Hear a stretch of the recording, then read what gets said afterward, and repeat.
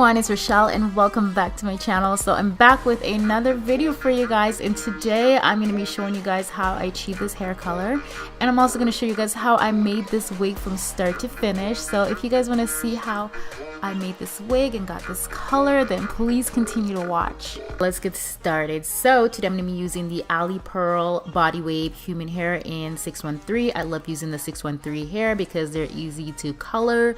I don't have to bleach it from black to blonde and then color it. So this is an easier process, and I'm using 3 bundles and a frontal, so all the lengths and everything will be in the description bar down below. And I'm going to be using the Adore semi-permanent hair dye, and this is in the shade indigo blue. I'm also using the Ion Color Brilliance semi-permanent dye in the shade sky blue. So first you're gonna need a mixing bowl, and I'm gonna put the sky blue into my mixing bowl, and then I'm gonna go in with the Adore indigo blue shade, and I'm just going to mix them together. You guys, I've actually made this wig before and it was an epic fail because I used just the indigo blue shade and it actually turned my wig like a shade of blue that I didn't like. Some parts were black and some parts were blue. I don't know what happened, so that's why I decided to mix the colors today. Now I'm going to do the watercolor method. It's really easy and really simple, so that's what I'm going to do for all 3 bundles. So I mix the dyes together, and then I go ahead and I pour it into this container, this bucket right here, and then I'm going to pour some hot water into the bucket, and then I'm going to go in with my bundles. Make sure you're wearing your gloves because your fingers will get stained. My fingers got really stained in this video even though I had gloves on because my gloves were way too big for my little hands. Anyway, so I put the hair into the bucket and voila, it is blue within like a minute. Like it turned blue real fast, and I'm just gonna add some more of that indigo blue and just add the hair back into that bucket because I just want to make sure that all the pieces turn blue, because sometimes you can have some lighter pieces or some parts of the hair that's still blonde, and I just want to make sure everything is blue. So this is pretty much what the finished product looks like. I really love the shade of blue. This is exactly the shade that I wanted. So I did the other bundles off camera because it's pretty much the same method, and I actually washed the hair with some shampoo and conditioner off camera as well. And now I'm gonna go ahead and do the frontal. So I applied some Got To Be gel. That's why my frontal looks like that. So I applied it onto the lace to protect the lace. That way I don't stain my lace. Now you could do the watercolor method with your frontal. However, I chose not to do that method only because when you do that method, you will end up dyeing the knots on the frontal. And because this is a darker shade that we're doing today, I didn't want my knots to be dark blue. Like I didn't want them to look so obvious so the wig hairline would look fake. So I figured I'm going to dye this the old-fashioned way, which is by hand and not the watercolor method. So to dye the frontal, I'm using the same exact products. I'm using the Ion Color Brilliance Sky Blue semi-permanent hair dye, and I'm going to use the Adore indigo blue as well. So I'm just going to put that into my mixing bowl. I'll put in the description bar how much products I actually used. So I'm just applying that into my mixing bowl, and I'm just going to mix the products together just like we did with the watercolor method. However, I'm going to add some conditioner to this. You can use any conditioner as long as it's white, so just make sure the conditioner is white, and this is just to basically make that product stretch. And the Adore semi-permanent hair dye, it's a little bit more on the runny side, so I wanted it to be thicker, so that's why I add the conditioner as well.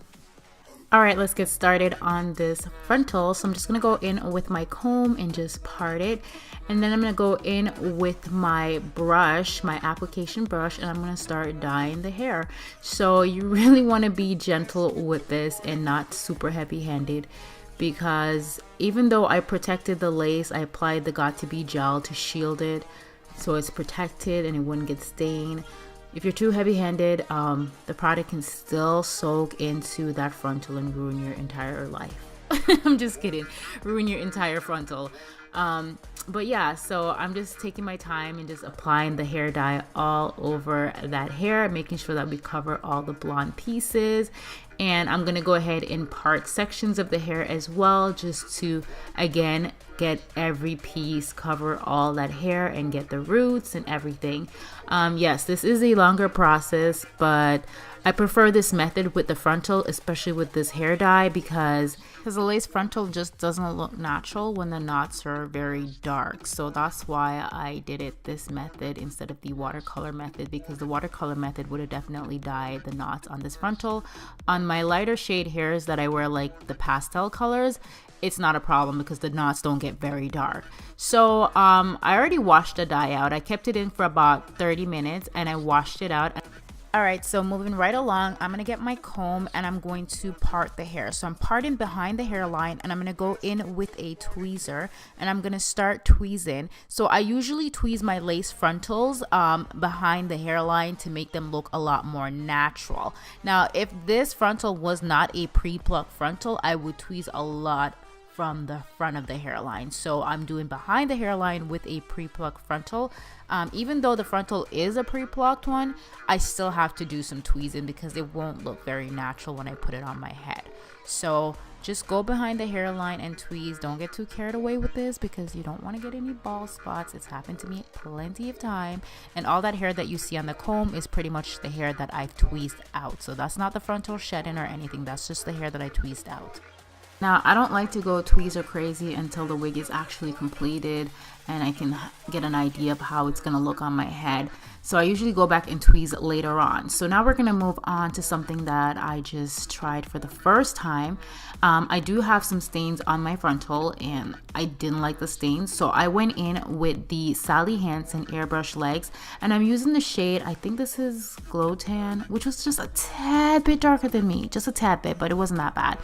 Anyways, I use this to change the color on the frontal because I wanted the frontal to have a more natural skin-like look. With the translucent lace, they do have a white tinge to it. So when I do apply them on my head, you can see a little bit of white unless I put foundation on it. But I feel like this method actually works so much better. I really, really like this method. And it gave it more like a scalp, like the frontal look more natural, I find, when I do the Sally Hansen method instead of doing foundation. Okay, so I'm happy with my lace frontal. So now we're going to move on to actually making the wig. I'm going to use a mesh dome style wig cap and they come in different sizes. So I have the regular size and they also come in extra large. I use the regular size. My head is about 21 inches, which is the same size as my canvas head.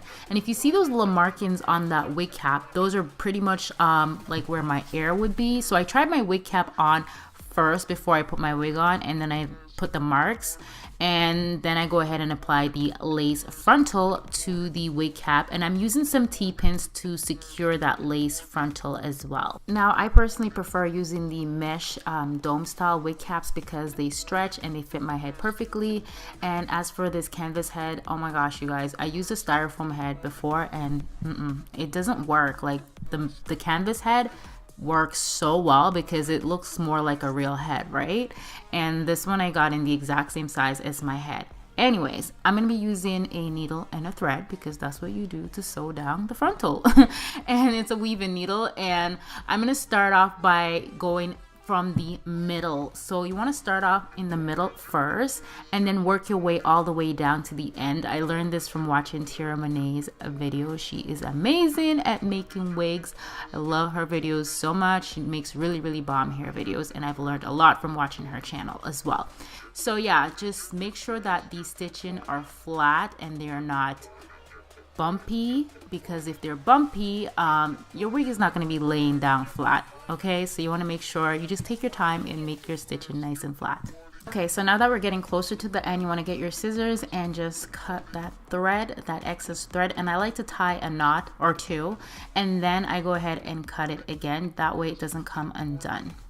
All right, so the frontal is all sewn down. I'm just going to put it in a little bun just to get it out of the way, and then we are going to start applying the wefts to the cap. So I'm going to start off with the longest weft first. I think this is the 26 inches, and I'm going to go ahead and use my T-pins just to secure it to make my life a lot easier when I'm sewing down the hair. All right, so now I'm going to go in with my needle and thread, and I'm going to go ahead and start stitching down this weft to the wig cap. And I'm just going to go ahead and try and make my stitching as flat as I possibly can. Like I mentioned before, you don't want this to be bumpy or lumpy, or else your wig will not be laying down flat, hun, okay? So you gotta really make sure the stitchings are nice and flat. And I'm getting a little faster with this whole wig thing, you guys.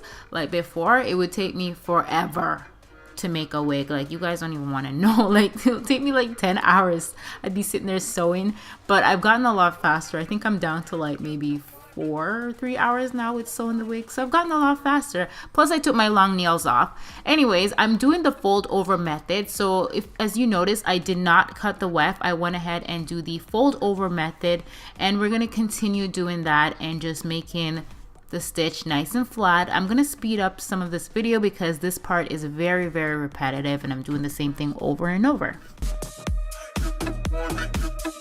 So I'm going to continue to do the fold over method. So I'm still on my one bundle of hair. I'm going to continue to do the fold over method until we get closer to the top. So I'm just going to continue to sew them down nice and flat. Alright guys, so now that we're getting closer to the top, I went ahead and cut the wefts, and we're getting real close to finishing up this wig. So I went ahead, cut the weft, and now I'm going to go straight across, okay? So we're going to go straight across, and I'm going to sew it down flat and also cut the weft again, and then apply the weft straight across again. And we're going to continue doing this step, and I'm going to speed this part up once again because this part is pretty much the same thing. It's very repetitive. Yes, finally, we're almost finished. We're down to our last track. So I'm going to go ahead and place that last track and sew it down, and our wig is pretty much completed. I mean, it's finished. We're done sewing. So now all we have to do is style this wig. Actually, I take that back. So before we style the wig, I'm going to go ahead and remove the T-pins, and then I'm going to cut off that excess cap that's on the wig because we don't need that excess wig cap anymore at all, because if you put the wig on, you're going to see that black cap. So that black cap thingy right there gots to go, so we don't need that anymore. Now I didn't use an elastic band with this wig, which I usually use an elastic band to make it fit my head perfectly, but honestly the fit was actually perfect, the size was perfect, so I didn't need to use an elastic band.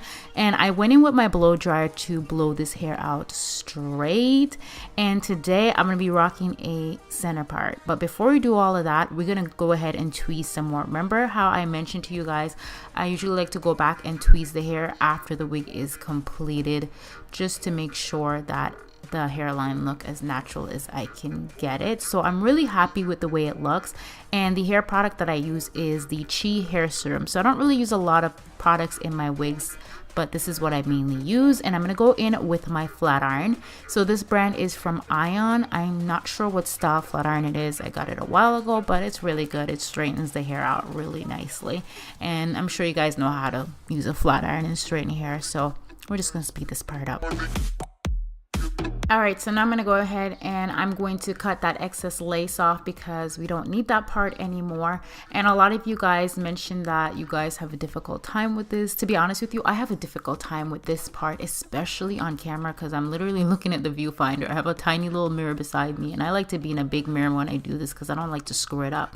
So as you can see, I just cut around the ear part, so I make sure that the lace frontal is by my ear. I put my finger there just to map it out kind of, and then just go ahead and cut it. Now as you can see, I'm going with the scissors kind of jaggedy, like I'm not cutting it straight, because when it cuts straight it looks too blunt and it looks too straight. So I kind of like to do it a little bit jaggedy, if that makes sense. So yeah, just take your time with it. I like to cut the lace in small pieces and just continue to cut until I'm happy with it. So I do leave a tiny little bit of lace on it for my foreheads for when we're gluing down the lace. Yeah, so just take your time when you're cutting that lace. I'm not gonna lie, I'm nervous when I'm doing this part, especially on camera, because I'm just like, oh my gosh, look at the little tiny mirror I'm using. I wish you guys could see it. And I did not want to screw up my lace at all, or else I would have been screwed. But yeah, this is it. This is what it looks like once the lace is all off. And as for gluing down the wig, I use the Bold Hold lace glue. I didn't do a full-on method on how I glue my wigs down because I already have videos like that on my channel. I have like at least 3 or 4 videos on how I apply my wigs. Nothing's changed, but I am planning on doing a video just for that, even though I have that already. But yeah, the wig is all glued down, and I'm gonna go ahead and create a center part for you guys because a lot of you have requested me to do a center part. Now this wig, you can pretty much wear it in a center part, a deep side part, pretty much anything. So this is what it looks like once the wig is applied. I'm going to go in with a little bit of my foundation powder in the shade NC45 from MAC, and I'm just going to apply that on the part and along the hairline just to give it a more natural look. And then I'm going to go in with some hair mousse because I want this wig to be laying down flat, honey. So the hair mousse that I use, it's called So Gorgeous. I got it at Sally's. I freaking love it. It's amazing. Now this next step is completely optional. You can do baby hairs, you cannot do baby hair, you can do baby hairs that are not like so extra like the ones I'm about to do. I did the baby hair with it because I thought it would look really cool with the blue hair. I'm not really a big fan of baby hair and I don't really know how to do them that well, you guys, but I'm trying. So I'm going to use this little eyebrow razor, and I'm just going to part my hair and take out these little tiny baby hairs at the side and just trim them. And then I'm going to go in with my Got To Be gel. I love this one for baby hairs, and I'm going to use my toothbrush and just make that little swoop, just that little swoop. Okay, I'm really not that good at baby hair, you guys, and I can't even explain what the hell I'm doing that well, so just watch what I'm doing. So I'm taking out the little sides and just cutting it and then doing the little swoop. So yeah, you guys can just watch what I'm doing. Like I mentioned before, I did these baby hairs a little thicker than I would usually wear them, but I felt like it looked really good with this blue hair. Comment down below, let me know what you guys think. And I'm going to repeat the same steps on the other side as well. Alright, so the hair is laid, it is completed. I really hope you guys enjoyed this video. Thumbs up this video if you do. Comment down below, let me know what you guys want to see next, and I'll see you in another video very, very soon. I love you guys so much, and I hope this video really helped you guys. Thank you for watching.